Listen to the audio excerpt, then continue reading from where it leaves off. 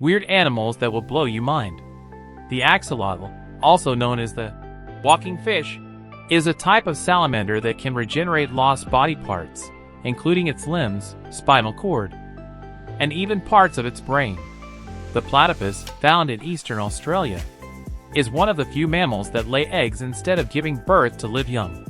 The blowfish, found in the deep waters off the coast of Australia, is often considered the world's ugliest animal due to its squishy, gelatinous appearance.